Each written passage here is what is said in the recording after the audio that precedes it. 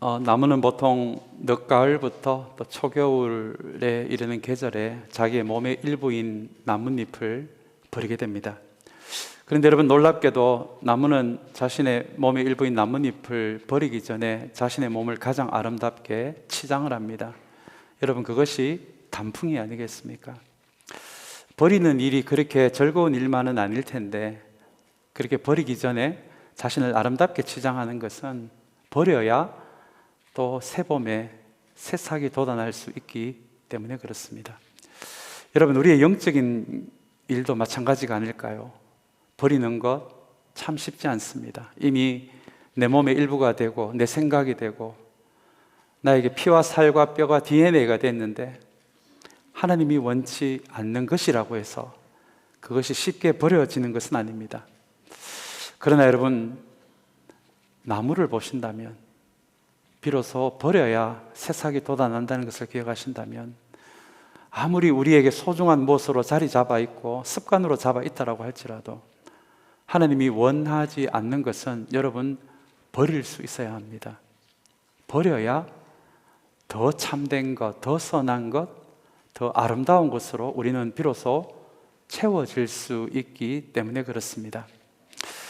이 가을에 무엇을 버려야 할까? 우리 골로새서 3장 4장의 말씀을 통해서 우리 지난 두 번 우리 은혜를 같이 나누었고요. 오늘은 4장의 말씀을 통해서 골로새서가 이야기하는 우리 인생에서 정말 버려야 할 것, 이 가을의 계절에 다시 한번 이 골로새서 4장의 말씀을 통해서 정말 우리가 버려야 할 것들을 이 예배 시간에 발견함으로 다시 한번 하나님이 새롭게 채워주실 것을 기대하는 마음으로 오늘 이 예배 시간으로 나아가는 우리 모두가 되시기를 간절히 소망합니다.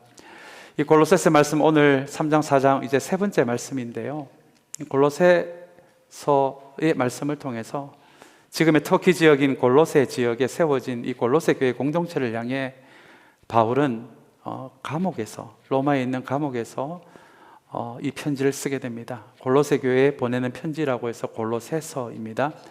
그리고 이 골로새서를 통해서 이 골로새 교회가 정말 버려야 할 것 한 가지를 이야기하고 있는데요, 여러분, 그것이 옛 자아입니다. 이 세 번의 시간에 전체적인 이 세 번의 시간에 흐르는 주제가 새 자아이기도 한데요, 바울은 이 골로새서의 말씀을 통해서 마치 나무가 오랜 나뭇잎을 버리는 것처럼, 그래야 새싹이 돋아나는 것처럼 우리의 인생에도 우리의 영혼에도 반드시 버려야 더 좋은 것으로, 더 참된 것으로, 더 선한 것으로 채워지기 위해 우리가 반드시 버려야 하는 한 가지를 이야기합니다. 그것이 바로 옛 자아입니다. 여러분, 옛 자아가 뭔지 이제는 잘 아실 것 같습니다. 바울은 자신이 쓴 대부분의 서신서를 통해 이 옛 자아에 대해 이야기합니다. 그만큼 우리의 신앙의 중요한 주제이기 때문에 그렇습니다. 바울은 우리가 예수 그리스도를 우리의 인생의 주인으로 비로소 고백하게 되었을 때 단순히 구원을, 천국 가는 티켓 한 장 받은 것으로 이야기하지 않습니다. 바울이 이해하는 구원의 의미는 우리가 예수 그리스도를 우리의 참된 우리 인생의 주인으로 고백하는 그 순간 우리의 옛 자아는 죽고 새 자아가 새롭게 우리 안에 태어난다라고 이야기합니다. 여러분, 옛 자아는 무엇입니까? 죄의 약한 자아입니다. 죄에 쉽게 끌려가는 자아입니다. 이전에 나쁜 습관에, 은밀한 습관에 쉽게 지는 자아입니다. 그 옛 자아가 우리가 예수 그리스도께서 우리를 구원하시기 위해 하신 일을 믿음으로 받아들였을 때 그 순간에 그 옛 자아는 주님이 죽으시는 그 순간에 함께 죽었다라고 바울은 그렇게 선포를 합니다. 그런데 여러분, 많은 분들이 안타깝게도 아마 골로새 교인들도 그렇게 했던 것 같습니다. 우리의 옛 자아는 주님과 함께 죽었다라고 선언을 하는데 정말 많은 크리스천들이, 아마 골로새 교인 중에서도 상당수가 그러지 않았을까요? 이미 죽었다고 선언한 옛 자아가 여전히 나의 진짜 자아인 것처럼 그렇게 살아가는 사람들이 많았다는 것입니다. 여러분, 성경 어디를 봐도 우리의 옛 자아가 주님이 죽으실 때 잠깐 기절했다라고 이야기하지 않습니다. 잠깐 기절했으면 시간이 지나면 깨어나겠죠. 그러나 성경은 그렇게 이야기하지 않습니다. 주님이 죽으실 때 우리의 옛자아는 주님과 함께 완전히 죽었다라고 그렇게 선언을 합니다. 그럼에도 불구하고 왜 많은 사람들이 하나님의 자녀가 된 이후에도 이 옛자아를 붙들고 살아갈까요? 여전히 죄에 취약하고 여전히 죄에 더 끌리고 여전히 죄를 이길 수가 없고 여전히 본능에 끌리는 대로 살아가고 있을까요? 여러분, 착각하고 있는 것입니다. 속고 있는 것입니다. 성경이 말하는 새 자아는 이제는 죄에 의해 지는 자아가 아니라, 죄에 취약한 자아가 아니라 말씀과 성령으로 빚어지기를 시작하는 우리의 진짜 자아이고요, 그리고 우리의 코에서 언젠간 호흡이 멎었을 때 주님이 계시는 영원한 곳으로 함께 가서 주님과 연합해서 살 자아는 이 새 자아인데도 우리의 몸은 새 자아가 익숙하지 않습니다. 이전 자아가 익숙합니다. 하나님의 자녀가 되었음에도 불구하고요. 그래서 우리의 육신이 기억한 대로, 우리의 습관이 기억한 대로 이미 죽었다고 선언한 그 옛 자아를 우리가 기어이 우리가 살려낼 수 없음에도 불구하고 우리가 살려냈다라고 생각하고 또 그 옛 자아를 붙들고 살아가는 것이 골로새 교회 교인들의 모습이었습니다. 그래서 바울은 로마에 있는 감옥에 갇혀 있는 채로 이 골로새서를 통해서 정말 버려야 할 것은 바로 옛 자아라는 것을 가르쳐주고 있는 것입니다. 우리 지난주에 우리 함께 은혜를 나눈 말씀입니다. 골로새서 3장 10절에서 바울은 이렇게 이야기합니다. 새 사람을 입으십시오 라고 이야기합니다. 이 새 사람이 바로 새 자아입니다. 주님과 함께 우리의 옛 자아는 죽고 주님이 살아나심으로 우리에게 시작된 새로운 자아, 새 사람, 이것을 바울은 마치 우리의 옷을 입듯이 입으라고 이야기합니다. 왜냐하면 많은 크리스찬들이 여전히 새 자아를, 새 사람을 입고 있지 않기 때문에 그렇습니다. 주님의 자녀가 되어도 주님을 나의 인생의 주인으로 고백하면서도 여전히 옛 자아를 붙들고 살아가고 있기에 바울은 제발 이제는 좀 새 사람을 입으십시오.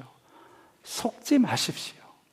이전에는 죄에 더 끌리고 죄에 더 속고 죄를 이길 수 없었지만 주님의 부활과 함께 우리 안에 새롭게 태어난 이 새 자아가 성령과 말씀에 이끌리기를 시작한다면 이제는 죄와 맞서서 이길 수도 있는 그 새 자아가 우리에게 주어졌으니 제발 그 새 옷을 옷장에다가 두기만 하지 마시고 제발 그 옷을 좀 꺼내어서 새 자아를, 새 사람을 입으십시오 라고 그렇게 바울은 권면을 합니다.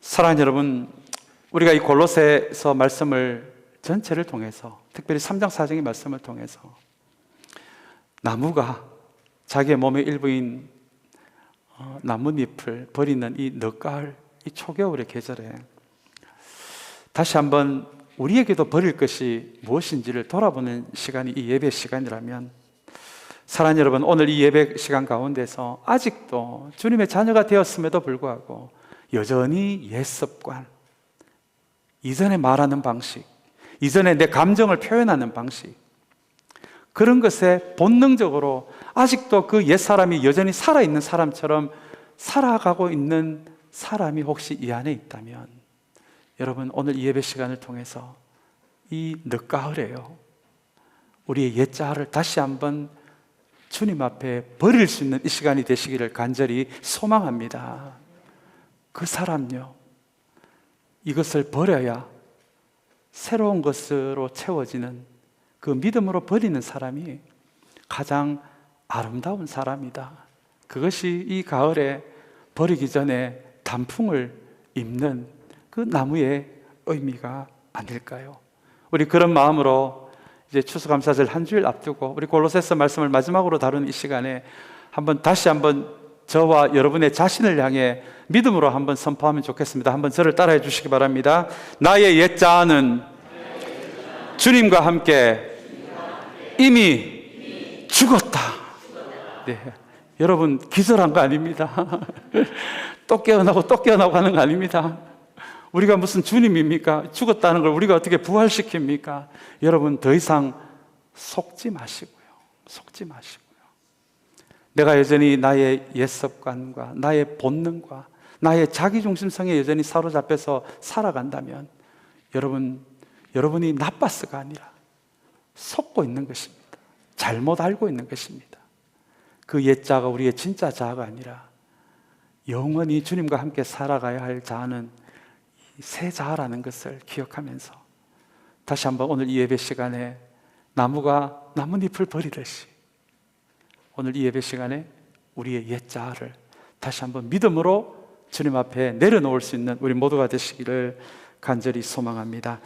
우리 오늘 본문의 마지막 말씀에서는 이 말에 대한 말씀이지만 이 말씀도 새 자아와 연결이 되어 있습니다.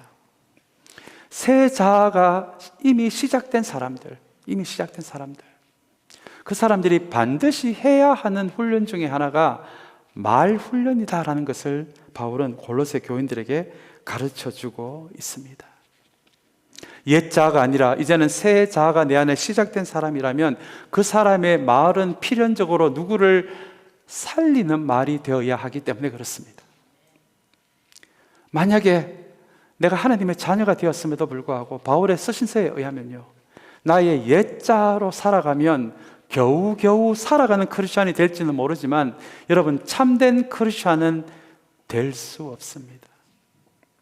하나님의 자녀가 되었다는 것, 그거 외에는 이전의 모습이 그대로 드러날 수밖에 없는 것이 옛 자아를 진짜 자아로 잘못 알고 살아가는 사람들에게 나타날 수밖에 없는 정상이기 때문에 그렇습니다. 그래서 오늘 바울은 이 새로운 자아를 이제 정말 붙들기를 원하는 사람들에게 꼭 해야 하는 훈련, 우리 3장 앞부분에는 성품에 대한 훈련이었지만 우리 4장에서는 말에 대한 훈련이 반드시 있어야 한다라고 바울은 그렇게 가르쳐 줍니다. 그런데 여러분, 저는 이 말씀을 준비하면서 제가 그런 질문이 떠오르더라고요. 왜 말일까 하필이면? 이것저것 훈련할 거 많고 연습할 거 많은데 왜 하필 바울은 옛사람에서 벗어나서 새사람이 되어가는, 새사람은 평생의 과정을 통해서 빚어지는 과정이니까요. 그 과정에서 반드시 해야 하는 훈련 중에 하나를 언어 훈련, 말 훈련이라고 그렇게 이야기하고 있을까요? 그거에 대한 단서는 우리 창세기에서 좀 우리가 찾아볼 수 있을 것 같습니다. 창세기에 보시면 하나님은 우리를, 이 세상을, 그리고 우리 인간을 그분의 뭐로 창조했다고 이야기를 하고 있습니까? 그분의 말씀으로요. 말씀으로. 하나님의 말로써요. 그리고 또 창세기는 우리를 하나님의 형상대로 지었다라고 그렇게 이야기를 하고 있습니다. 그분의 형상대로 지었다라는 것은 두 가지 의미가 있습니다. 첫 번째는 그분의 형상대로 지었으니 우리는 비록 하나님의 피조물이지만 그분의 형상대로 지음을 받았으니 우리는 하나님과 소통할 수 있는 영적인 존재다라는 의미가, 우리는 하나님의 형상대로 지음을 받았다라는 첫 번째 의미입니다. 두 번째 의미는요, 그분의 형상대로 지음을 받았다라는 이 말씀 안에는 하나님이 가지고 있는 어떤 속성을 우리도 닮았다라는 의미가 됩니다. 그게 여러분 아무렇게나 만든 것이 아니라 하나님의 형상대로, 그 형상이라는 표현이 너무 신비로운 표현이어서 우리가 모든 것을 알 수는 없지만 그분의 형상대로 우리를 지음을 받았다라고 할 때는 우리가 하나님의 어떤 부분을 닮았다라는 의미가 됩니다. 여러분, 하나님을 닮은 것 여러 가지가 있겠지만 골로새서 4장의 말씀, 오늘 우리가 읽은 말씀에 비추어서 이야기하자면 그것은 바로 말입니다. 하나님의 말씀은, 말은요, 무엇을 창조하는 힘이 있습니다. 그래서 그분의 말씀을 통해 한 번도 존재하지 않았던 세상과 인간이 존재하게 된 것입니다. 그래서 하나님의 말씀에는 무엇인가를 존재하게 만드는, 존재하지 않았던 것을 존재하게 만드는 창조의 힘이 하나님의 말씀 안에 있습니다. 여러분, 하나님의 일부분을 닮았다라는 말씀을 기억해 보신다면 우리의 언어에도 그런 힘이 있습니다. 하나님만큼의 힘은 없죠. 존재하지 않는 것을 우리의 입으로 말한다고 해서 우리 앞에서 그것이 금방 존재하는 것이 아니기 때문에 그렇습니다. 그럼에도 불구하고 여러분, 우리 인간의 언어 안에는, 말 안에는 하나님의 말씀처럼 무엇인가 존재하지 않는 것을 형성시키는 그 힘이 우리의 언어 안에도, 말에도 있다라고 하는 것이 창세기가 우리가 가르쳐주는 하나님의 형상대로 지음을 받았다는 중요한 말씀의 의미입니다. 여러분, 한번 돌이켜 생각해 보시기 바랍니다. 내가 부정적인 말을 계속 하잖아요. 어떤 사람을 향해서 하잖아요. 저도 자녀를 키우면서 그런 실수를 했습니다만은 원치 않게 자녀에게 속상해서 내뱉는 말들이 있잖아요. 아이고, 이 못난 놈아, 못난 놈아. 근데 여러분, 그 말이 계속 반복된다고 생각해 보십시오.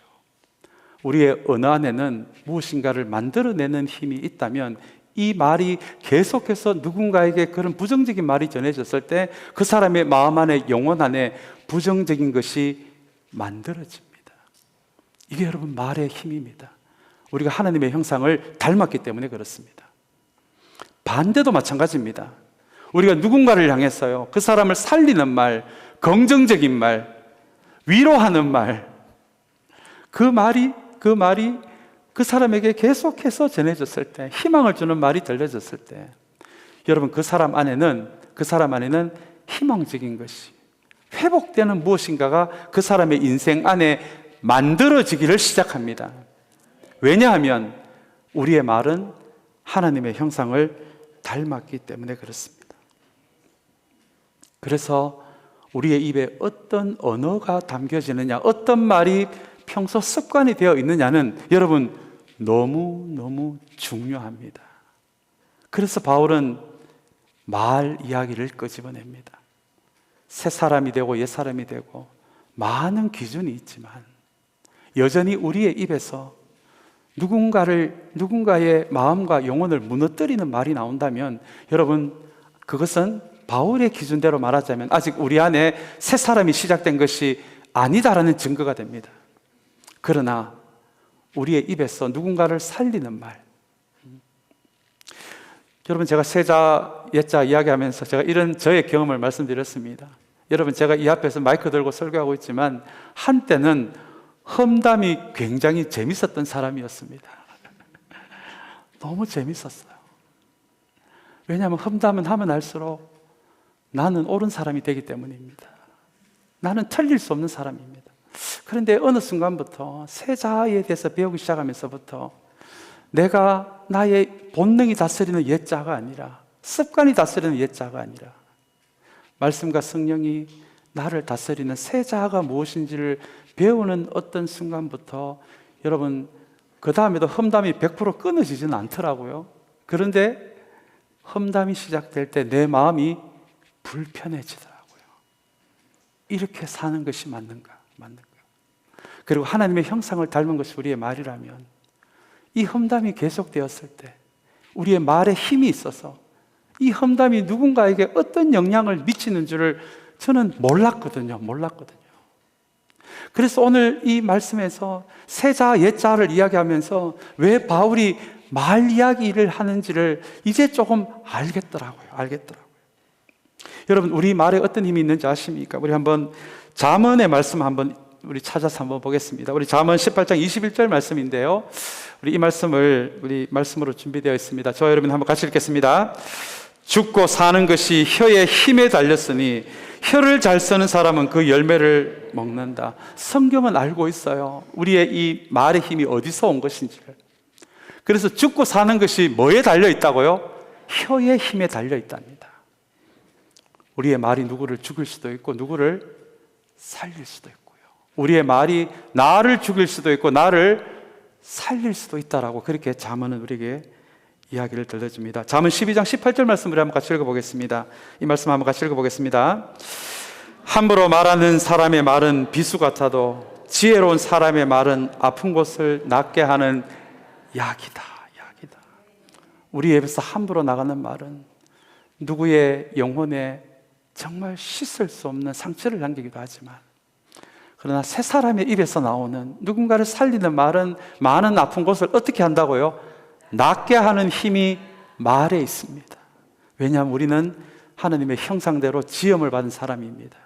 그리고 하나님의 형상대로 지음을 받은 사람의 말에는 무엇인가를 형성시키는 힘이 우리의 언어 안에 있기 때문에 그렇습니다. 우리 데살로니가전서 4장 18절 말씀 우리 한번 같이 볼까요?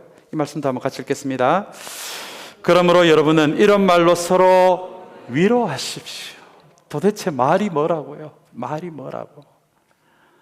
이런 말로, 우리 앞부분에 나오는 데살로니가서 앞에 나오는 온갖 선한 말로, 살리는 말로 서로를 위로하게 될 때 이 말의 힘 안에는 누군가를 살리고 죽어가는 영혼을 살리고요, 그 사람에게 약해진 그 무릎에 힘을 주는 그 힘이 우리의 언어 안에 있다라고 데살로니가전서는 그렇게 이야기를 합니다. 우리 말에 대해서 우리 조금 더 우리 강한, 그렇지만 깊은 통찰력을 주는 말씀이 있습니다. 우리 야고보서 우리 3장 2절에서 우리 5절까지 말씀인데요, 우리 한번 한 절씩 한번 찬찬히 한번 같이 읽어보겠습니다. 우리는 다 실수를 많이 저지릅니다. 누구든지 말에 실수가 없는 사람은 온몸을 다스릴 수 있는 온전한 사람입니다. 말을 부리려면 그 입에 재갈을 물립니다.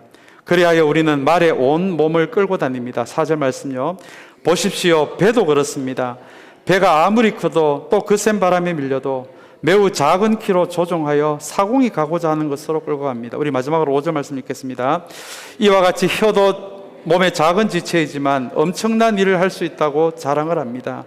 보십시오. 아주 작은 불이 굉장히 큰 숲을 태웁니다. 여러분, 이 야고보서 말씀이 우리에게 주는 말에 대한 가장 중요한 통찰력은, 우리의 말은 마치 말에 입에 물리는 재갈과 같다고 이야기합니다. 한 걸음 더 나아가서 우리의 말은 마치 큰 배를 움직이고 큰 배의 방향을 정하는 배의 키와 같다라고 그렇게 이야기합니다. 여러분, 이게 무슨 말씀인지 아십니까? 많은 분들이 우리의 인생을 끌어가는 것은 능력이라고 이야기합니다. 돈이라고 이야기합니다. 물론 틀린 말은 아닌 것 같습니다. 그러나 야고보의 말에 의하면 우리의 인생의 방향을 이렇게도 틀 수 있고 저렇게도 틀 수 있는, 그래서 실제적으로 우리의 인생을 이끌어 나가는 것은 뭐라고요? 우리의 말이라고 이야기합니다. 여러분, 이게 얼마나 무서운 말입니까? 우리의 말에는 하나님의 형상이 있고 무엇을 만들어내는 힘이 있으니까요. 우리가 평소에 말하는 대로 우리의 인생의 방향이 우리의 말의 내용으로 그 방향으로 갈 수밖에 없다는 것입니다. 이거 진짜 무서운 내용입니다. 그렇다면 여러분, 우리가 어떻게 함부로 말을 하고 살겠습니까? 말씀대로라면, 그 우리의 평소의 말대로 우리의 인생의 방향이 잡히기 때문에 그렇습니다. 여러분, 우리 한 가지 더 나눌 말씀이 있습니다. 이사야 말씀 57장 19절 말씀도 우리의 말에 대해서 굉장히 깊은 통찰력을 줍니다. 우리 한번 같이 읽겠습니다. 입술의 열매를 창조하는 자 여호와가 말하노라. 먼 데 있는 자에게든지 가까운 데 있는 자에게든지 평강이 있을지어다. 평강이 있을지어다. 내가 그를 고치리라 하셨느니라. 여러분, 이 말씀은 우리 세번역보다 개역 개정이 더 그 본 의미를 잘 살리는 말이어서 우리 이사야 57장 19절 말씀은 개역 개정에서 제가 인용을 했습니다. 여러분, 이 말씀의 앞부분을 보십시오. 입술의 열매를 창조하는 자가 누구라고 이야기를 하고 있습니까? 여호와라고 이야기하고 있습니다. 여러분, 이게 무슨 말입니까? 우리가 무슨 말을 합니다. 여기서 말하는 전체 본문의 뉘앙스는 좋은 뉘앙스니까요. 만약에 우리의 입술로서 선한 말을 이야기합니다. 누군가를 살리는 말을 합니다. 누군가를 배려하는 말을 합니다.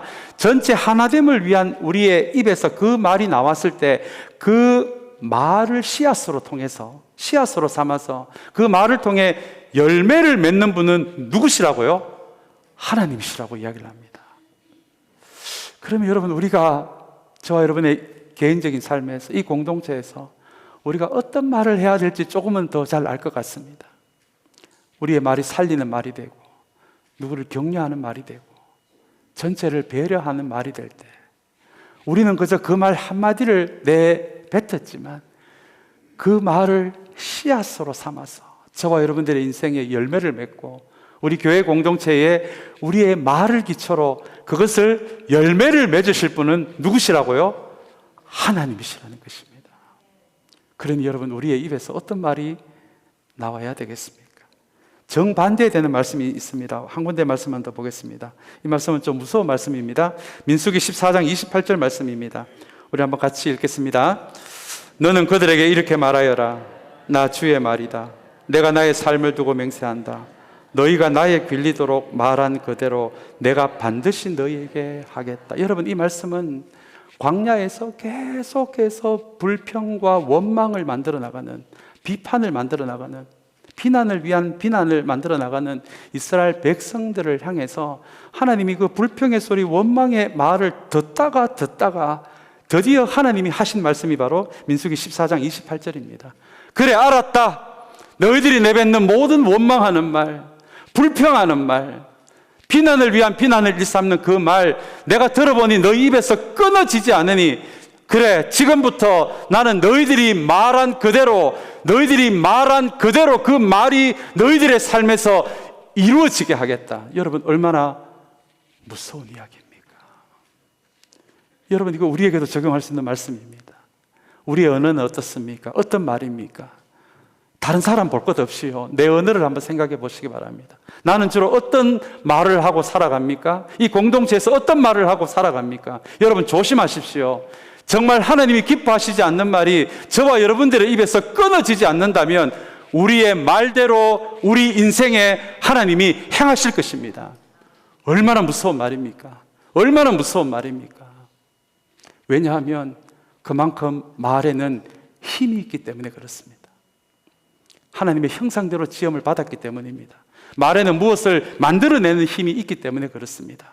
그래서 바울은 오늘 말씀에서 새 자아로 살아가는 사람, 옛 자아로 살아가는 사람, 반드시 새 자아가 시작이 되었다면 우리가 반드시 해야 하는 훈련 중에 하나를 말이라고, 말 훈련이라고 그렇게 우리에게 이야기를 하고 있는 것입니다. 사랑하는 여러분, 우리가 가끔 속상해서 내뱉는 말 있잖아요. 한 번, 두 번 그렇게 할 수 있습니다. 그러나 여러분, 그것이 여러분의 습관이 된다면, 공동체와 하나님에 대한 여러분의 자세가 된다면 여러분 조심하셔야 됩니다. 하나님이 어느 순간에 여러분들이 내뱉는 그 말대로 여러분의 인생에 행하실 수도 있다라고 민수기 14장 28절은 우리에게 이야기하고 있기 때문에 그렇습니다. 여러분, 이것이 말의 무서움입니다. 옛사람의 말은 누구를 죽이는 말이 되지만 새사람의 말은요, 말씀과 성령으로 빚어지기를 시작하는 새사람의 말은 누구를 살릴 수 있는 그 힘이 있으니 너는 너의 말을 통해서 내가 열매를 맺기를 원하느냐? 너의 그 부정적인 말을 통해서, 상한 말을 통해서 그 말이 너에게 돌아가서 너의 인생에 그 말이 이루어지는 삶을 사는 옛사람의 삶을 살기를 원하느냐? 여러분, 이것은 정말 이 예배 시간에 우리가 반드시 결정해야 하는 문제이기도 합니다. 저는 이 앞에서 설교하는 사람들이지만 여러분, 토요일에 말씀드린 대로 저의 믿음으로 여러분들이 구원을 받는 것이 아닙니다. 여러분은 여러분의 믿음으로 구원받는 것입니다. 정말 이 시대가 말세라면 사랑하는 여러분, 다른 사람 볼 것 없이 내 믿음을 준비하는 사람이 되시기를 간절히 소망합니다. 내 믿음을 준비하지도 않으면서 내 비난의 손이 다른 사람을 향해 간다면 여러분, 그것은 옛사람의 삶을, 하나님의 자녀가 된 우리들이 여전히 옛사람을 붙들고 살아가는 것과 무엇이 다르겠습니까? 오늘 이 자리에 나온 여러분 한 분도 빠짐없이 옛자로 살고 싶은 분 한 분도 없으실 것 같아요. 우리가 이때까지 잘 몰라서 그랬죠. 다시 한번 오늘 바울이 우리에게 권면해 주는 이 말의 훈련을 통해서 저와 여러분 안에 다시 한번 새 사람이 더욱더 성숙되어져 가는 그런 하나님의 사람으로 세워지는 우리 모두가 되시기를 간절히 소망합니다. 우리 그런 말씀을 배경으로 오늘 본문을 말씀을 우리 간단하게 좀 정리하기를 원합니다. 먼저 우리 4장 2절의 말씀을 한번 같이 읽을까요? 같이 읽겠습니다. 기도에 힘을 쓰십시오. 감사하는 마음으로 기도하면서 깨어 있으십시오. 여러분, 바울은 뭐 예수 믿는 사람이니까 기도해야지가 아니라 오늘 이 본문의 말씀을 말의 힘으로, 그 관점에서 보면 이 말씀이 굉장히 흥미로운 말씀입니다. 새 자아가 시작된 우리들, 여러분, 새 자가 시작된 우리의 입에서 나올 수 있는 가장 아름다운 말이 뭔지 아십니까? 그 말을 바울은 지금 뭐라고 이야기하고 있습니까? 기도라고 이야기합니다. 여러분, 우리 새 자가 된 우리들, 하나님의 자녀가 된 우리들, 하나님 앞에 그리고 공동체를 위해 우리의 입에서 나올 수 있는 최고의 아름다운 말, 기도가 아니겠습니까? 여러분, 한번 경험을 생각해 보시기 바랍니다. 제 경험도 마찬가지입니다. 제가 기도해서 멀어질수록 제 마음은 차가워집니다. 제 말이 공허해집니다. 누구를 살리는 말이 아니라 누구를 죽이는 말이 제 입에서 나옵니다. 하나님의 자녀가 되었음에도 불구하고요, 기도해서 멀어지면 그렇습니다. 그래서 바울은 이 골로새 교인들에게 새 자아가 시작되고 이 새 자아를 더욱더 성숙된 자아로 만들어가기를 원한다면 반드시 해야 하는 훈련 중에 하나로 기도를 이야기합니다. 기도에 가까워질수록 우리의 마음은 따뜻해지기 때문입니다. 우리의 마음에 위로가 가득 찹니다. 믿음이 가득 찹니다. 기도가 많아질수록 누구를 살리는 말이 기도 가운데 넘치지 않겠습니까? 그래서 바울은 먼저 우리의 언어 중에 가장 아름다운 언어인 기도를 먼저 가르쳐 주고요, 우리 4장 3절의 말씀도 우리 한번 같이 읽겠습니다. 또 하나님께서 전도의 문을 우리에게 열어주셔서 우리가 그리스도의 비밀을 말할 수 있도록 우리를 위해서도 기도하여 주십시오. 나는 이 비밀을 전하는 일로 매여 있습니다. 4장 3절에서 바울은 중보기도를 가르쳐 줍니다. 여러분, 중보기도는 나를 넘어서서 누군가를 위해 기도하는 것입니다. 중보기도가 우리에게 없다면요, 나는 나의 문제에 매일 수밖에 없습니다. 나만 사랑하는 사람으로 살아갈 수밖에 없습니다. 나만 맞다고 생각하는 사람으로 살아갈 수밖에 없습니다. 그러나 오늘 바울이 가르쳐주는 중보기도는 나를 넘어서는 훈련입니다. 옛자에 더 이상 사로잡히지 않도록 내 인생을 넘어 누군가를 위해 기도하는 자리에 있다면 여러분, 나를 넘어서는 훈련입니다. 그것이 새 자아로 살아가는 방식입니다. 그렇게 바울은 3절의 말씀을 통해서 우리를 위해 기도해달라, 중보기도를 가르쳐 줍니다. 한 절의 말씀 더 보겠습니다. 4장 6절의 말씀 우리 마지막으로 한번 같이 읽겠습니다. 여러분의 말은 소금으로 맛을 내어 언제나 은혜가 넘쳐야 합니다. 여러분은 각 사람에게 어떻게 대답해야 마땅한지를 알아야 합니다. 너무 재밌는 말씀이더라고요. 이 말씀을 묵상하면서 제가 얼마나 좋았는지 모릅니다. 여러분, 우리의 말에 뭐로 맛을 내야 된다고요? 소금요. 소금이 무슨 역할을 합니까? 썩는 것을 여러분 방지하지 않습니까? 바울은 이 6절의 말씀을 통해서 새 사람으로 살아가는 우리가 반드시 해야 하는 이 언어의 훈련 중에 하나가 우리의 언어에 뭐를 쳐야 한다고요? 소금을 쳐야 합니다. 이게 여러분 무슨 말입니까? 말에는 악한 영향력이 있습니다. 이 악한 말을 듣는 상대방의 영혼을 무너뜨리고 이게 퍼지면 공동체를 무너뜨리기도 합니다. 소금으로 우리의 말에 맛을 내야 한다는 것은 우리의 말이요, 언어가 악한 영향력을 막아서는 말이 되어야 한다는 의미가 됩니다. 누군가가 상처를 받아서 실족해 있다면 그 누군가의 악한 말의 영향력이 그 사람을 망치지 않도록 우리의 말은 소금을 쳐서 그 악한 영향력이 더 이상 가지 않도록 그 사람을 붙들어주고 힘을 주는 말이 되어야 한다. 여러분, 교회도 마찬가지입니다. 속상해서 했는 말 한마디가 확 퍼질 수가 있잖아요. 많은 사람의 마음을 상하게 할 수 있잖아요. 여러분, 그것이 부정적인 말의 영향력입니다. 말에는 힘이 있기 때문에 그렇습니다. 그러나 바울은 우리의 말은 뭐로 맛을 내야 된다고요? 소금으로. 그런 말을 들어도 그 영향력이 퍼지지 않도록 우리의 선한 언어로 악한 영향력이 다른 사람에게 가지 않도록, 공동체에 가지 않도록, 그렇게 우리의 언어는 악한 영향력을 막을 수 있는 말이 되어야 한다. 그것을 연습해야 한다라는 말씀이 여러분 4장 6절에서 바울이 우리에게 들려주는 새 사람이 연습해야 할 말의 방식입니다. 그리고 우리 7절부터 우리 오늘 본문은 9절까지지만 우리 4장 끝까지 보시면 바울은 지금까지 자기의 선교에서 자기를 도운 사람의 명단이 나옵니다. 그 중에는 익숙한 사람의 이름도 있지만 익숙하지 않는 사람들의 이름도 나옵니다. 이것을 봤을 때 바울은 결코 선교를 혼자 한 것이 아닙니다. 다른 사람의 도움으로, 다른 사람의 기도의 도움으로, 동력자들의 도움으로 함께 선교를 한 것이 바울의 선교의 역사입니다. 바울은 골로새 교인들에게 이 명단을 밝혀주면서, 아마 이 명단에는 골로새 교인들이 아는 사람도 있었을 것이고 모르는 사람들도 아마 절반이 넘었을 것입니다. 그런데 여러분, 그 모르는 사람의 이름을 보면서 그 골로새 교인들이 무엇을 생각했을까요? 나도 옛자아가 아니라 새자아로 살아간다면, 내 말의 훈련뿐만 아니라 나도 오늘 이 바울의 편지에 있는 이 사람들처럼 이제는 누군가를 도와주고 세워주고 주님의 선교에 나도 조그마한 한 부분이라도, 통로라도 되고 싶은 그 마음을 가지지 않았을까요? 여러분, 그래서 동력자가 되는 것은 새 사람이 시작된 사람들의 한 삶의 방식이 되기도 한 것이 동력자로 살아가는 것입니다.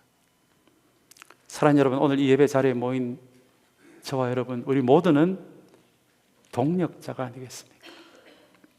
우리에게 새 사람이 시작된 것이 맞다면 우리의 삶이 누군가를 도와주고 세워주고 어려움이 있을 때 그 옆에 있어주고요, 그리고 선한 일, 아름다운 일에 내 마음을 다해서 그 일에 함께 할 수 있다면, 여러분, 그것이 오늘 본문이 이야기하는 새 사람이 시작된 사람들의 삶의 방식입니다.